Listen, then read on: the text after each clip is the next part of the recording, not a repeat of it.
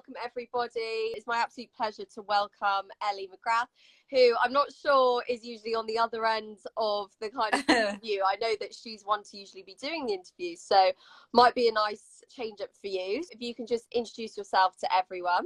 Sure thing. So my name is Ellie McGrath. I'm 23. Oh, Grant, sorry. Yeah, I know, it's well posh, but the TH is silent for anyone out there that cares.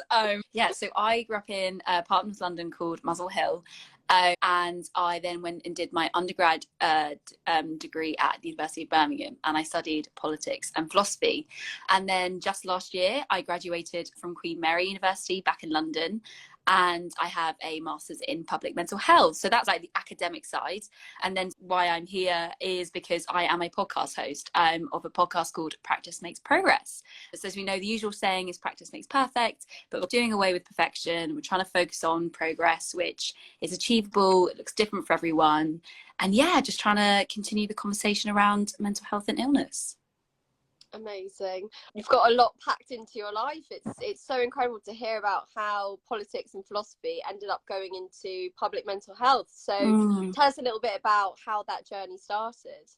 Sure thing. So I hadn't studied politics or philosophy before uni. I was ready for a change, ready for something new. And I guess in terms of politics, obviously governs so much, and it's how society is built. And then philosophy is more like the ideas, which I think has always really fascinated me.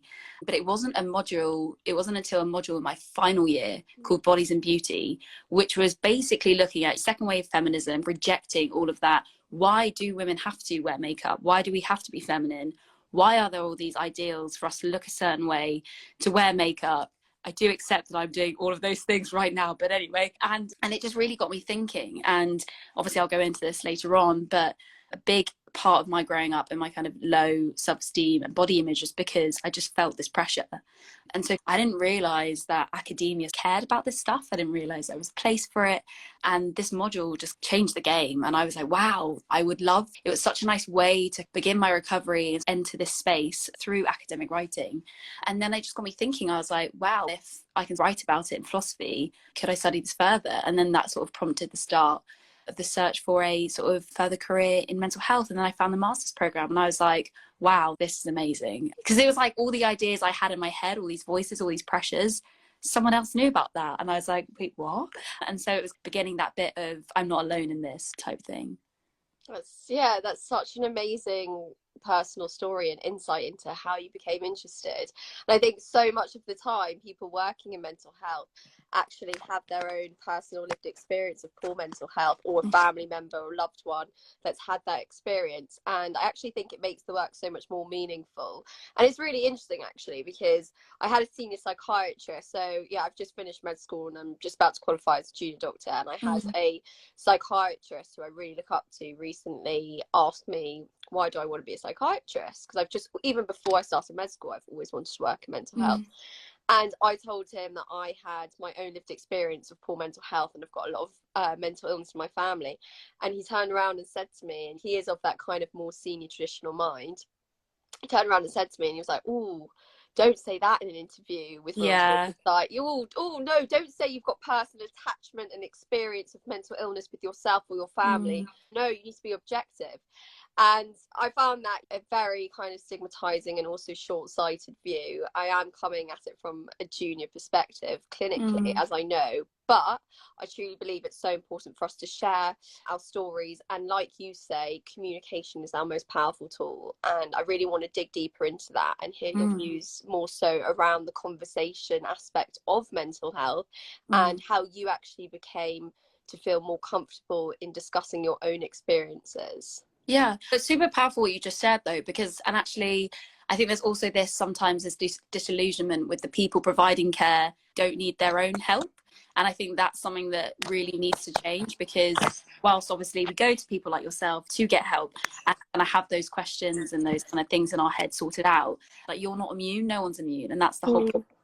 And by normalizing mental health and illness, it's basically saying that it doesn't discriminate, and it can be that person, it can be that person. And sometimes actually when you, particularly someone if it's like older than you or in a position of authority, if you know that they get it, there's just, going back to the language thing, it's almost like it's just this language that we suddenly all speak. We all just get it. And I think actually sometimes that kind of care provider role, patient role, could actually be stronger, because you feel like this person is a human being at the end of the day. They're not so far removed from me that I'm saying things and then they're not getting it. It's an alien concept. It's actually, no, they've been there themselves. And then that also inspires you that you can live alongside this, you can live with it, you can. But going back to conversation, I think just for so many years I just pretended like I was fine. It was so visible that I wasn't, but I thought that unless I said it out loud, it wasn't real. And I think how I got comfortable with that, I was forced to get comfortable with it, because the way that I was living, this hiding, it just wasn't sustainable. And it left me very underweight, very controlling, very restrictive. Then by the time I got to uni, my essays were done the night before. I wasn't sleeping. And so I broke down, basically. And I had a very bad panic attack, December 2016. And my housemates at the time, they heard my first few I'm fines. And then after that one, they were like, no, you're not okay. So rightly, they took me to the uni GP, who with the welfare services referred me to get some counselling. And I had never spoken out loud about the things that I struggled with. And it was almost this fear of, oh my God, not only am I going to have to admit to myself that I don't have everything together, other people are going to know now. Oh my God, this facade is over. The bubble has burst. Oh no. But those people are trained to help. And anyone who's been to a counselling session, and obviously you fill out the form and it's quite scary to see how low your scores are and your emotions quantified. But particularly that first session, you are talking, they are listening. And so if you don't start talking, the room is just silent. And I can't do that. I just started talking, and then it was this weird thing of, okay, it was out there, the world didn't stop, nobody looked at me differently. If anything, I felt better for it, because this person was nodding, they were validating me, and I was just, this load that I've been carrying was just released. And I was like, that was actually quite fun. And yes, it's on the NHS, so I got 6 free sessions. And then that just helped the recovery process, because I just got comfortable with not being good at things and finding things difficult, and that being okay. It didn't mean that I was going to be rubbish at everything and that I was always going to struggle. Actually facing it, accepting of it, sitting with it, yeah, it got a bit easier. Yeah. Oh, thank you so much for going into such detail and sharing your personal story. And it's amazing to hear you had that support network of friends, of your housemates, who actually really acknowledged that you weren't okay, checked in with you, and then encouraged you to go get that professional support, because that is so important. And it's so lucky you caught it in time, in that sense that you actually did go and do that, and you're here now. Yeah, amazing to share that with the audience, so thank you. And yeah, just touching upon a few things that you said around the language and feeling comfortable to finally allow someone to know what's going on inside your head, and to just be in that shared physical space and have them listen to you. When do you think, as a child, if this was such a foreign thing to you, when do you think you first thought about your feelings and how things affected you? I know it's quite a difficult question to ask, but when do you think, growing up, was it kind of puberty, teenagehood? Like, when do you think you started thinking about thoughts, feelings, and behaviours? So what I say to a lot of people is that I didn't take mental health seriously until my own was sort of not for 6. So I never learned to articulate things, and I definitely had this perfectionist mindset. So even if I was feeling sad, I don't think I gave myself enough time for it. But it was actually, I think I was about 14, and I was in a PE class one day, and this girl said to me, the back of your legs are bleeding. And I was like, how on earth have I got the back of my legs? Like, we're playing netball here. But basically it was some really red stretch marks on the back of my legs. And obviously I had put on quite a bit of weight in quite a short space of time, so my skin had stretched. And I remember just feeling so low and so embarrassed and so ashamed to come home and tell my mum. And I think that was the first time where I was like, I felt so rubbish about myself. Like, I loathed. I was like, what have I just hated it. And I hated that it was public, that other people could see, that it was pointed out to me. And I think since then, it was almost like I was just going through life, not necessarily like a massive extrovert or introvert. I was just in the middle. And then suddenly everything felt very negative. And so the emotions I remember being first conscious of were, yeah, very negative, very low. Yeah, that's such a powerful kind of turning point story that you've recalled, and it sounds like truly very challenging, especially at that age. Things are already difficult enough. You feel like you're under a microscope with friends. You start puberty at different times. You're always comparing because you're in that kind of network and community environment. And no, again, thank you for being so open, because I think it's so useful for people to hear that. And I think it really segues nicely onto kind of your passion around body image and what you wrote your dissertation about on for your undergraduate. So if you can just tell us a little bit more about that, and we can pick up some more of the points from there. Of course, yeah, sure thing. So linking to that bodies and beauty module, I had done, obviously my kind of main, it was politics with philosophy. So I needed to tie the two to tie in together. And so then this kind of thing popped up where I just remember feeling, particularly at university, so many pictures of nights out and just what you're up to, making it look like you were having the best time possible. For me, social media, up until I started my podcast, was a very toxic space, because I just felt rubbish about myself, because I would spend hours scrolling, looking through people who look nothing like me, feeling so far away from ever reaching that ideal. And I just remember thinking, okay, maybe this is something, maybe I could write about this. And so I went and saw my supervisor, and he's, yeah, love it, cool. So we did it about the kind of social comparison sort of theory, and like why we compare ourselves to other people. Is it a natural thing we do? Why do we compare to each other? Then it creates this competition. We start feeling bad about ourselves. Social media's highlight reel, so we're comparing our lives to a snapshot rather. So it's obviously everyone on here probably, you know, has had that thought at some point. But what was amazing is I remember posting this survey that I'd created, about 30 questions, and in like less than a day, over 600, because I did it about women specifically, over 600 like identifying females filled it out. And I was just like, what? Hit the jackpot. Literally. But it was almost like it ties back into this conversation thing, which is, why is no one talking about this? So we're all sitting at home, all feeling really bad about ourselves, all knowing that Instagram is toxic, but it's addictive. And we can also, at the same time as like being aware of the problem, we can also perpetuate it, which was like a part of the essay as well. And so I was like, okay, cool, I've just got to go with this. And so so it was like my own research. So I also tracked the really helpful thing that is screen time on our phones. It was looking at, I think I had 10 participants over 2 weeks. How long were they spending on each Instagram every day, and tracking their mood. And then we did a focus group afterwards, just talking more in depth about actually how do you feel. So 4 elements to it. It was that perfection element, editing photos, trying to appear your most perfect self, though that may not be representative of your life, your day, the comparison element, but also like dangerous product placement, because particularly I think it's so unregulated, but things like detox teas, like those machines that make you have abs, waist trainers.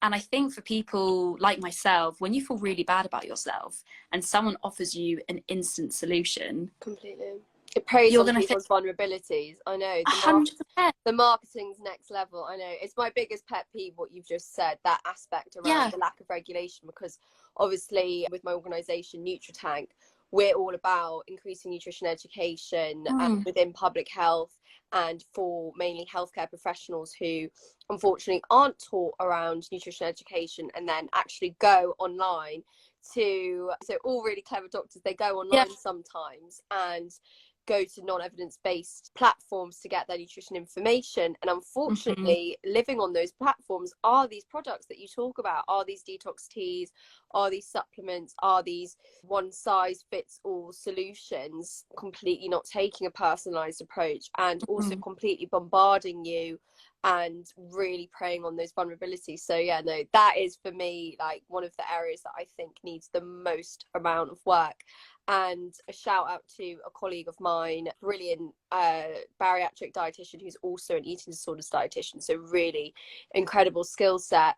She's actually started a petition around getting nutrition content regulated on Instagram, and I'll flag that up in this IG live because I just think it's so important that especially young people on TikTok on TikTok yeah, and Instagram, looking at these celebrities and influencers with their tiny waists which are edited and selling whatever product they've been paid to sell. yeah. It's just toxic, and it's got to be regulated. It's a legal issue, really, I think.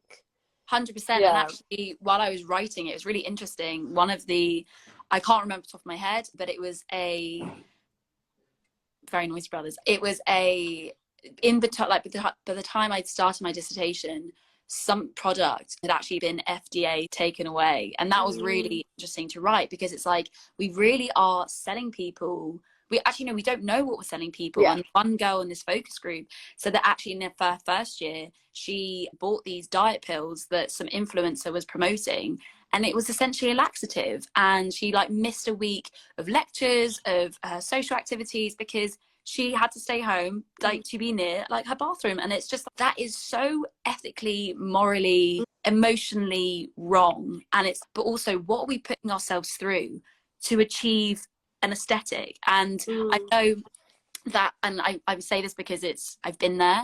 I know that me wincing and going, really, for an aesthetic? No, I understand that when it takes over your head, you really can't see it as that it's something that not to strive for. I do understand that you can't reduce emotions in that way, but it's just so sad. That seems to be the most important thing. And it's been a journey in terms of like how we view our bodies, because should they be, it's really difficult because you want to try and just be neutral and try and just accept it and love your body, and it's your home and it allows you to do things. But then you're also bombarded with, but wouldn't it be even better if it was like this? So that was an amazing project, and I'm still so proud of it, because what it also did was it let people realize that other people felt the same way as them. And I think that for me just goes for everything I speak about, either my own story or other people's. I just think so much goes on behind closed doors, and particularly an environment like university, where it is very much, it's supposed to be the best time of your life, and you're supposed to be able to handle your work, go out, just, it's such a huge thing. And I just remember really struggling because I just cared so much about what I looked, left very little room for anything else. So yeah, that was the dissertation. Unbelievable. There's so much actually to unpack there. I'm going to just first ask you a follow-up question around, what was your conclusion? What were your hopes for vision for the future, and where you think more research needs to be done, and where you think useful things can be implemented to actually have, for instance, like what we've just discussed with greater regulation, where do you think the gaps are? I think it's a shame, the kind of deals that people get and that they are paid to promote. For me, that's just so wrong. And I really question why we hail this new wave of like celebrity influencer culture, because I don't think they are thinking about the message that they're sending out. They could also be struggling with their own body image. I'm not taking that away. Like, I don't know if you saw this week that Maura Higgins, who was on Love Island a year or so ago, actually lost her period for a bit because she was over exercising. And I think for me, that really triggered something in me, because I think an image, again, celebrities don't owe us the details of their personal lives, but a young person could be sitting there looking at a picture of her, for example, and thinking, I will never look like that. She's so amazing. And it's actually, you don't know that she became so obsessed with looking a certain way. She overexercised to a point where her body no longer had a period. And you don't see those other bits. And I think what we really need to be very conscious of is the reality you're putting out to social media. Is that reflective of your life? Because you are setting a standard that nobody else feels like they can achieve. And it's just, I don't know. The difference I've seen from my personal Instagram account to my podcast one, this isn't to knock people on my personal one, because I grew up with them, like, love them.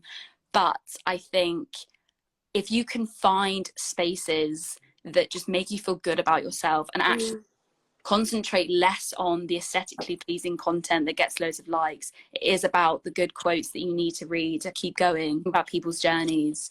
How we're going to regulate Instagram, I genuinely have no clue. I do think that if you register an account, it should be like to an address that we can, because accountability. That's the problem with keyboard warriors. Yeah. all the people watching Jessie Nielsen's Odd One Out documentary about her trolling that she got from being the odd one out in Little Mix, when actually she was actually always my favorite. But besides the point, people, and same with Caroline Flack, people have that anonymity when they go online and they become keyboard warriors and they troll Meghan Markle, or they troll, and notice that it's a lot of women as well that are also being trolled, because appearance comes with the territory. That's how society with its patriarchy has dictated what women are. Women are beauty and are dictated to by their appearance, which shouldn't be the case at all. And it's that anonymity and that lack of accountability, I think, that allows the problem to continually be perpetuated, and it can never really be solved. I agree with you, if there's no kind of concrete tangibility of who is that person and how, you know, how can they be punished, really. And I think the only kind of like other side to it, which I do think helps, is I think it's just also, just even if we can't change Instagram, it's at least know that we're all in the same boat and it's not just you that feels that way. So something I'm working on at the moment is creating a workshop that's going to be going out into starting with secondary school kids. And it's because I think at that age, we grew up with Instagram where getting 211 likes was like sick. It was like that. Wow. Whereas now it's just so out of control. And I think just even putting those messages in very early on, that what on Instagram isn't real, I think would be super helpful, because I've had to, well, me and a lot of people, if I just work backwards, where feel rubbish, and then you're like, oh wait, but it's not real. But I've just gone so many years now comparing myself, wanting likes. So I think to almost also, like with parents or with schools, it's almost have a conversation genuinely in the curriculum about safe use of social media. I think that could also be really helpful. And do you know of any work that is being done in this area? With any what, in terms of trying to help? Safe use around social media in education. So I know it's definitely not like a kind of state, like there's not really a place in the curriculum yet. There definitely are workshops and organisations trying. I think it's difficult because particularly at that age, you think everyone else is annoying, don't you? You know, I'm fine. And so I think the message can only be received if you're willing to hear it. But there definitely is a move to try and save, I think, future generations from the addiction and from beating themselves up. We're looking at the number of eating disorders on the rise and body dysmorphia. People who genuinely at age 12 hate the way they look. That is so wrong. You don't know the world yet. You haven't fully developed. And I think it also needs to start at home. I really think language, the ideas we have, I think definitely like upbringing, we should do a lot more. No, I couldn't agree more. I really think that those touch points are so important, school and home, and really increasing that emotional literacy and the language for kids at a really young age, and also resilience training. That's something I'm really big on. I did a brilliant resilience training course with a charity called iHeart, which stands for Innate Health and Resilience Training. And it's actually a preventative intervention that they go around to schools and prisons to talk about techniques within resilience training. And I actually did it when I was in crisis, because I didn't get on well with CBT. I was really depressed. I just needed to be able to understand why I was feeling a certain way, and I wanted to be solutions based, even though I was feeling so shocking. And this was the only thing that really made sense to me. It's not to say that it'll be for everyone. CBT works wonders for some people, etc. But for me, it just didn't. And I think it's amazing to get this into schools from such a young age, to actually understand that you don't have to think a certain way. You are not your thoughts. I never knew that. I literally thought, I genuinely think when I was at uni, I never understood. I've only just finished uni now, like 6 years later, but I don't think I ever understood that I wasn't my thoughts. I thought if I had a bad thought, that meant that I'm a bad person, or that thing would happen, and like it's my fault for thinking that. And I never understood how the mind really worked, and how thoughts could just be random. They can be randomly intrusive, have no meaning. You don't have to add meaning to everything. So I think it's so important to teach that. And I, like you, have to work backwards. And I think it's amazing if future generations don't have to do that, and they're actually equipped with these tools to be able to handle the really busy 21st century world of loads of external background noise the whole time. 100%. And I just think, I remember my school experience, it was like, how on earth did I have 11 subjects worth of knowledge in year 11 in my head at one point, to be tested on any part of the syllabus at any point. That is just, but it's also okay. So we're going to make kids go through all of that. Where's the emotional intelligence? Where's the learning to manage your like emotions? Journaling, moving for well-being. Like I only discovered the benefits of exercise way later on, and I love my affirmations. I love it. I absolutely love it, because like you, I used to think that a negative thought, I was like, that's the day ruined. I would spiral. I would find it very hard to get myself out of it and compartmentalize. And particularly at teenage years, when everything you feel is so heavy, like you really think that feeling you feel is going to last forever. And so I think you're so right. It's just like training kids to have just other ways, and also like things outside of school that are different and are just going to equip you way better for life later on, I feel. Completely agree. No, I think it's amazing to meet someone like yourself online, but I'm sure we're nearby each other, we'll go for a coffee soon, who's had that similar experience. And I think what's so important about your work in particular, and something that I hope I'm doing too, and it's the kind of people that I mix with, and I guess it's a lot of mental health advocates essentially, it's like this idea of transcendence. It's this really exciting word I actually learned today with my wonderful coach Nilesh. I don't know if he's on right now, I saw him at the beginning, but essentially transcendence is one of these 6 virtues that this psychologist created, and essentially means that if you possess transcendence, which I believe that you do, it's you believe that there is something bigger than yourself. You are motivated to help others because you're aware that there's something bigger than yourself. You're thinking less about ego but looking outwards about how potentially a personal experience like what you've experienced, like what I've experienced, but how you can actually make a difference to more people rather than sometimes spiral more and more. And sometimes it's not in your control. That's not to say that it makes you an any better person if you're able to help others based on a personal struggle. It can't always be the case. But I think it's so amazing that you had such a tricky time, and you actually very early on from doing your dissertation around this subject that actually plagued you, you were able to make a difference for others, create that community with your 600 participants and really dig deep into what the issue is and try to make that difference, and then gone off and done a public mental health masters. I think it's so amazing that you can actually take that personal experience and then try and add something into the universe to better it for other people. Thanks so much. I say the same about my guests. They tell these really powerful stories that they've been in really dark times and faced a lot of adversity. And I think when you can create something kind of magical from that pain, not only is that healing in itself, but also you're giving people like the power of vulnerability, and you're saying, look, this is my story, this is where I'm at. It's infectious. Like every time I speak to someone, I get more and more comfortable with my own story, and I suddenly want to share more because I'm just almost, I want what you have. And it's so lovely to, I don't know, it's almost like I've gone from hiding everything to now genuinely not shutting up. And it's, if anyone wants to know, I will tell them. And I think that is for me how I definitely pose my advocacy. I think it's just, we're everyday people and we're just trying to do the best that we can. Nobody has it figured out. Nothing is perfect. Just focus on yourself, get comfortable with what works for you. And actually everything just feels a bit lighter. I think when you stop trying and you really just put yourself first, but also, like you say, have the people and the places to help. So yeah. Absolutely. And so speaking of, you said that really nicely, all kind of, well, paraphrasing, we're all work in progress and just trying our best. So tell us a little bit about your Practice Makes Progress podcast. When did it start? Why did you want to start it? And dig deeper into the title because it's a really special title.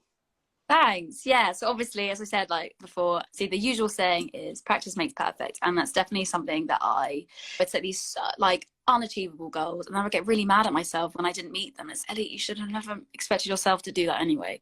And so actually in this healing process, it was like, actually, but what's more meaningful? If I did better than I did yesterday, or if I learned to manage my anxiety a little bit better than I did last year, that's amazing, and I should pat myself on the back for that. And I think the premise for me is getting back up after you fall down and you try again.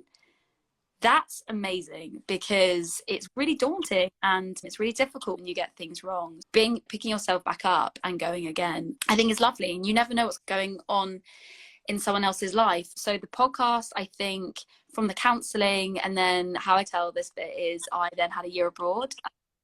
like a year after my breakdown, and I had two roommates. My living space was also two other people's, and you can't hide. And also it's actually not fair to them because that's their sleeping space. So if I'm not willing to be honest and be, you know, if say I was in a bad mood and I didn't explain myself, I've ruined they've come home from day and whatever. So yeah, and then we just shared loads of stories, and I realized that they had been through a lot of the same things I did, and people that traveled and all that. You meet people from all across the world, and I was like, wow, people from all across the world can relate. This is like, what is this? And so when I came back to Birmingham, I did my dissertation. When I graduated, I was like, I think I really want to do this. But then my master started, and I was like, okay, I'll put that first. And then lo and behold, the pandemic came. I had recorded the first episode with a friend of mine in Birmingham. We sat there in my room and spoke over my phone. And then the pandemic came, and I was just like, I have the time now, other people have the time. Know that mental health, if you didn't struggle, if you didn't know what it was before the pandemic, you definitely do now. And I think it gave people the time, it gave me the time to heal. Like for me, it's quite synonymous with my growth, with my progress. So yeah, so it started out with me nagging all my friends, going, please, can we talk about this? Tell me about that time you had. And they did it. And so I'm very thankful. And then it just grew organically. And I think people really liked that. It wasn't, I think what I really try and do is it's not, we're in this dark time, we did this, and now we're fine. It's very real. It's very, every single day I have the same conversations with myself. I have the same battles. And that's what my guests show as well. And it's voices from all different ages, backgrounds, genders. It's really amazing. And I think, I think the pandemic, also because we've all been through it. So it's almost like nobody could, if someone said I had a hard year, be very mean for someone to go, why's that? I think we're all new kind of appreciation now for just like the struggle. And I think normalizing that and like letting people have that space to just be their authentic selves. Yeah, I love it. No, that's really incredible that you actually, I kind of had the similar thoughts in the pandemic. It really encouraged creativity, I think, within me. Yes. And I think that's really cool that in stillness and in kind of crisis, creativity is still born, and probably born the most then, actually. And I think it's amazing that, you were able to just talk to so many people and really come to that shared humanity around struggle. And I guess the pandemic has been that equalizer in that sense. Definitely it's definitely come with a lot of inequality for different groups of people, for sure, but it definitely has been probably the most relatable event that everyone can have some sort of take on it. And it's actually just, for me, I'm still like reflecting around it's been such a weird time, but at least there are brilliant projects that have been born out of it, and great dialogues that have started, especially around mental health. Because like you say, if you weren't struggling before, and if you weren't aware of how important community is and the issues around social isolation, you definitely explored that during the pandemic. 100%. I think it's really highlighted the importance of support, the importance of networks, and in conversation and human connection completely. Yeah, literally. And also like how you spend your day and like time. Also, people are okay, particularly people that maybe been on furlough, like aren't working. It's okay, I don't want to swear, but okay, how am I going to get through this day, and how am I going to stay positive, and what thoughts are inside my head? Are there things that I can try? I know people have developed new skills, they've started going out for long walks. It's like being in green space does so much for your mental well-being. And like you say, in terms of like that connectivity, you just realize you appreciate the really small things. And I think that's what's getting everyone through. And I think what it's done is it's just also made people think about how do they want to live going forward. And I think a lot of people probably have stopped living the way they were before because they don't need to. And actually what's priority now is your health, and mental health obviously comes under that. In the same way that if we're going to put mental health and physical health on parity, it's like a restrictive diet isn't going to last. So it's also what kind of mentality are you like operating with that's going to get you through every single day. And I think learning resilience, like you touched on earlier, coping mechanisms, because we've all just been thrown like the biggest spanner in the works. Like life is just completely different now. And we just have to find a way of getting through. And I just think it's so lovely that like we're all like in this together. So yeah. Yeah, no, I couldn't agree more. And I think it's definitely thrown, like when I talk to my friends about it, it's definitely thrown up obstacles around, for instance, people who've become furloughed, or people Mm-hmm. who, yeah, essentially it's thrown that kind of empty space kind of issue where you're left with your own thoughts. And if you ruminate too much, you essentially can create a problem that potentially was always there subliminally, but it comes out to play because you just have more time to give it that Yeah, negative attention. But I think what you touched upon around the idea of novelty and trying new things, I think that's been really special, I think, for people who have been able to do that during the pandemic, because it's been an opportunity that, you know, hopefully we'll never have it again, but it's been an yeah, opportunity for that stillness to just pause and think, okay, what can I do? What tools do I have that are disposable to me right now? yeah, And it's really highlighted, like you say, connectivity, the importance of support, and also just the importance of family and not yeah, being taken for granted, not being able to see certain people. 100%. Yeah, for sure. Moving on to where you're at now, you're doing your public mental health masters. Tell us a bit about that. How is it structured? What the modules like? How's it been doing it online? And yeah, what are the plans with it? I actually no, so I actually graduated in like November last year. Oh, So I so you're started, done. yeah, so I Oh, done, okay, fine. yeah, finished in November. But yeah, it was really cool. It was just like the kind of cultural and kind of social approaches to it. And obviously in terms of what mental illnesses are more prevalent in different social groups and different countries, and their approaches to it, and access to services, and institutional racism and sexism. And it's just the barriers to even achieving help and that being available. But that was amazing to be around some brilliant academics Mm-hmm. and be like-minded people. Most people were working, so they were like in their 30s and 40s. So there's like little me just like rocking up, and they have real lived experience of it, and it was amazing to learn from them, better my own understanding, challenge my own views. Yeah, and then also being back in London was great. Like it was nice to be in a different bit of London and travel, and finishing it from home was definitely harder, because also my undergraduate degree was an arts degree. So going over to a science, I know you've just done 6 years of it. I am not really a data person. I don't understand why I can't just make a point. I don't know why I need so many people that have found that in their studies before. But it was an amazing learning experience. And I think the kind of community and opportunities that have come from it, I think it's been amazing as well. And was there a dissertation element as well to it? Yeah, so it was a systematic review, which is definitely new to me, and it was definitely like a lengthy process. So I wrote about treating low to moderate forms of anxiety, depression with prescribed exercise programs, Mm-hmm. which is something again come from my own kind of experience of the benefits you feel, not just the endorphin rush, not being out in green space, but it's a distraction from your negative thoughts, and it takes you away and it takes you out of your own head. And so I did some research, but there was also like another element to it, which actually, because traditional mental health services are predominantly white, like in terms of the practitioners, and there is like this added layer of being difficult to find help if you aren't white. So it's also actually in certain kind of communities, particularly in London, actually why maybe certain like ethnic groups or religious groups may be more likely to join a kind of prescribed exercise program. Like there was one carried out in a mosque, and it was like so many more people Mm. came because it was like in a safe space, and it wasn't that kind of scary white building. So actually that was, yeah, it had its own little other hypotheses, which was really exciting to research. That's so fascinating.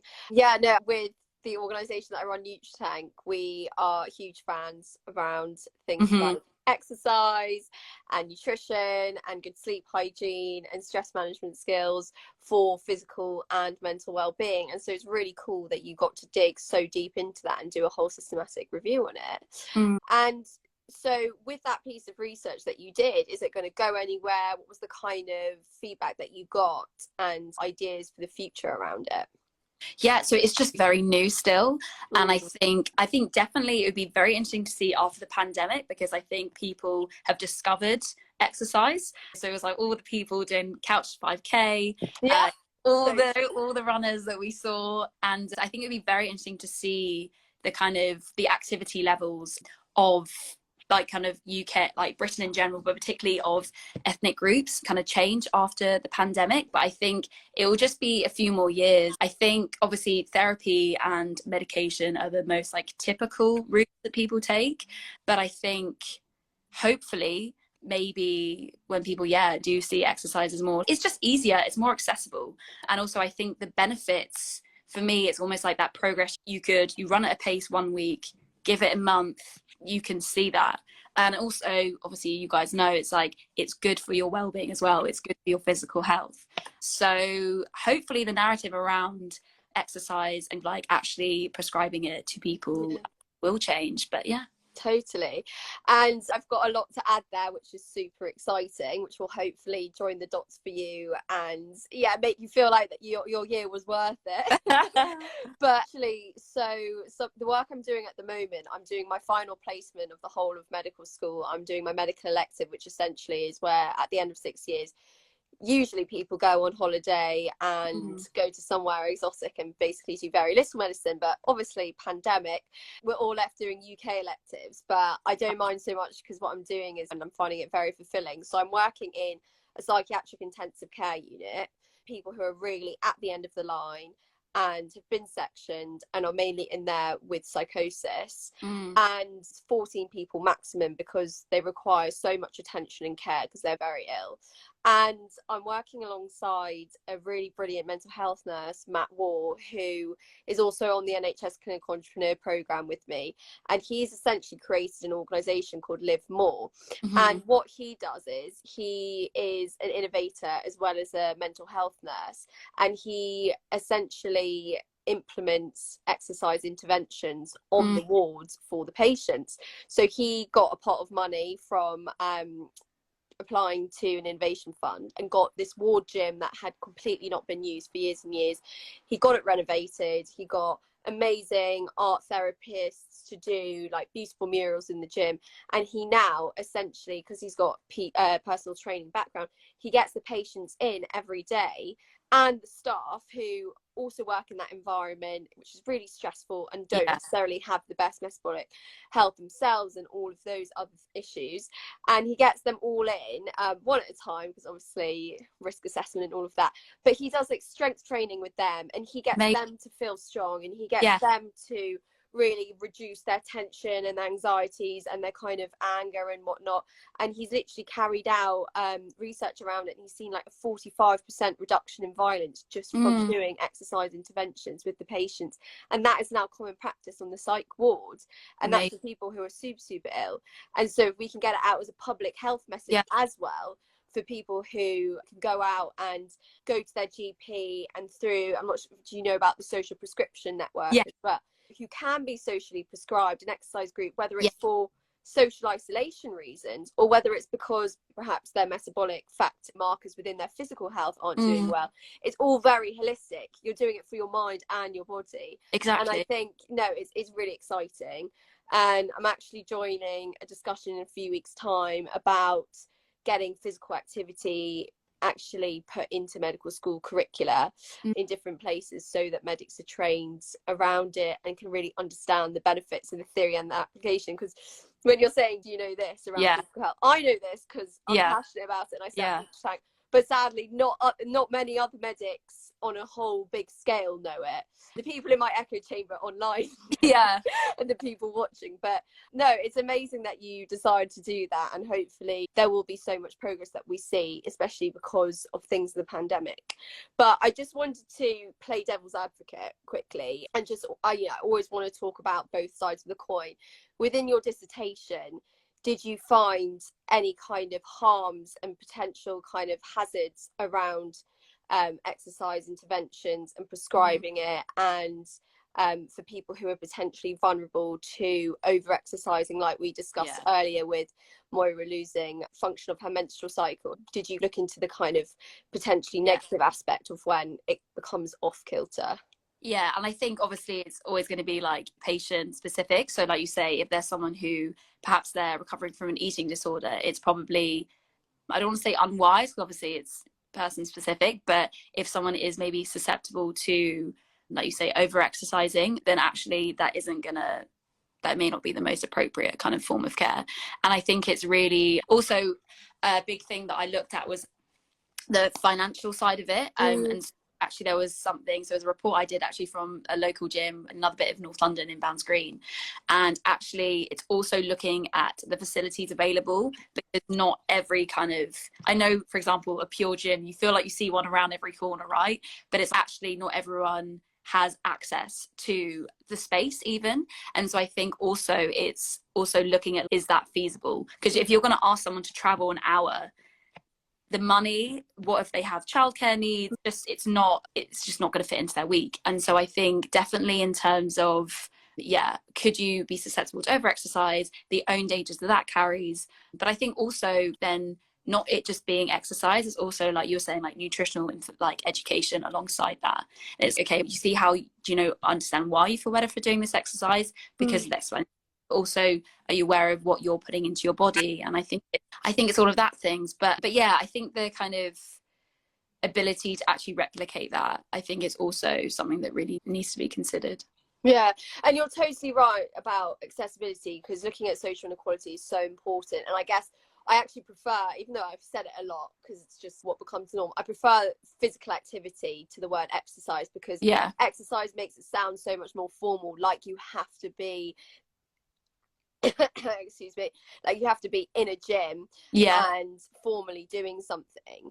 But with physical activity, it could be something as simple, like if you live in London and you're taking public transport, you can get off a few bus stops earlier, you can get off the tube a few stops earlier and walk the rest of the way.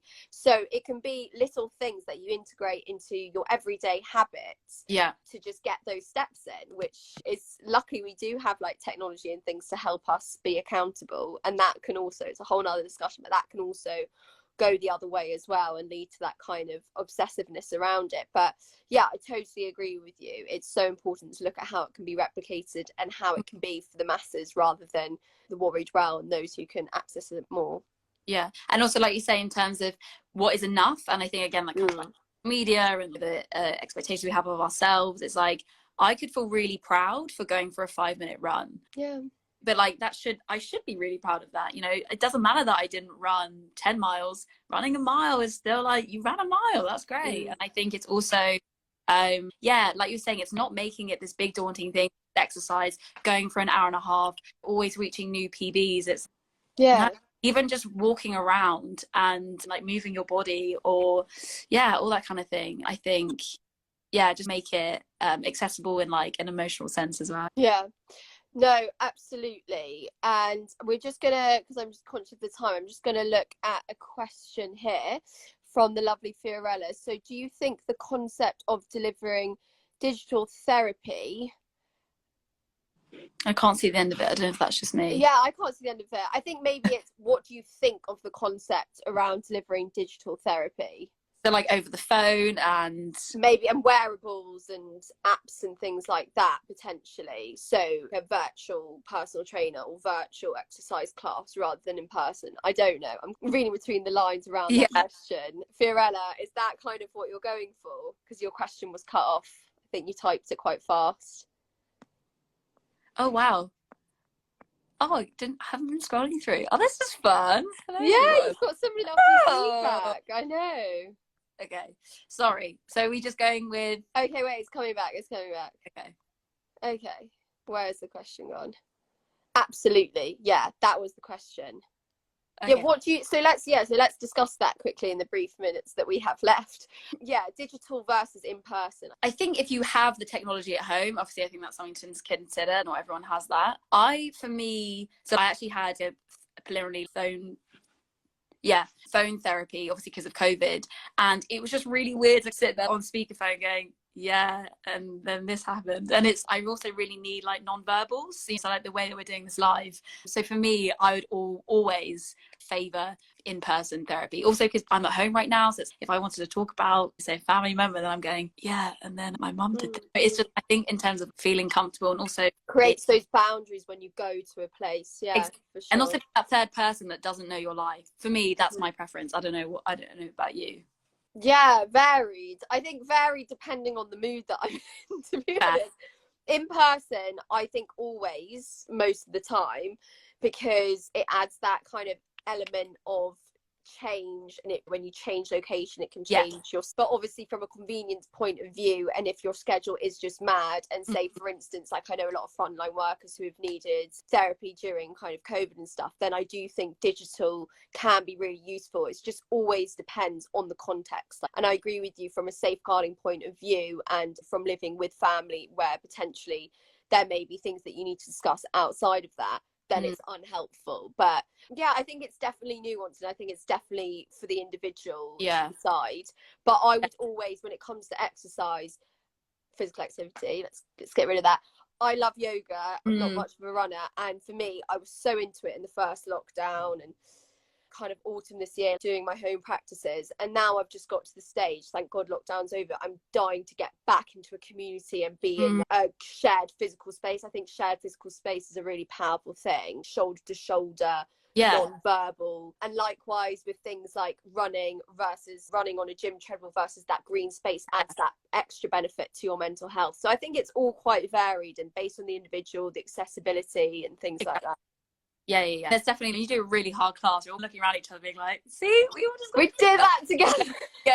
I think obviously this is slightly related. Obviously it won't necessarily be therapy, but sometimes sometimes all I need, like, I'll be really sad and I have this affirmation app and a little notification will pop up on my phone. I'm like, okay. Actually, I think obviously therapy is, you kind of schedule that session, but sometimes just having that mindfulness content on your phone. I completely agree with that. I think that's actually really good. Exactly. You're not waiting a week or 2 weeks to get everything out. You're having those little boosts throughout the week. So I hope that answered the question. I don't know if it did, but no, she said thank you. But no, it's my turn to say thank you to you, Ellie. This has been one of my favourite chats. I feel like we could go on for hours and hours.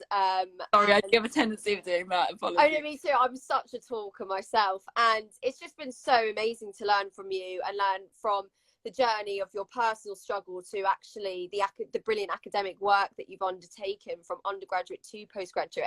Really quickly, what does the future hold for you? What are you actually doing now? You've got a job, I think. So working on workshops, delivering those to school kids, and then I'm also training to be a mentor with the Julian Campbell Foundation, who I did a talk for a couple of weekends ago, and it's going to be supporting young people with their mood disorders, making referrals if need be, just being that point of call for young people. So that's where my work lies. That's where I feel like mine began, so I want to go back and help little me's and stuff like that. That's amazing. And so is that Julian Campbell, is that on Instagram for the audience to check out? Is that a charity? Yes, it is. Okay. Brilliant. Well, thank you so much. It's been amazing chatting to you.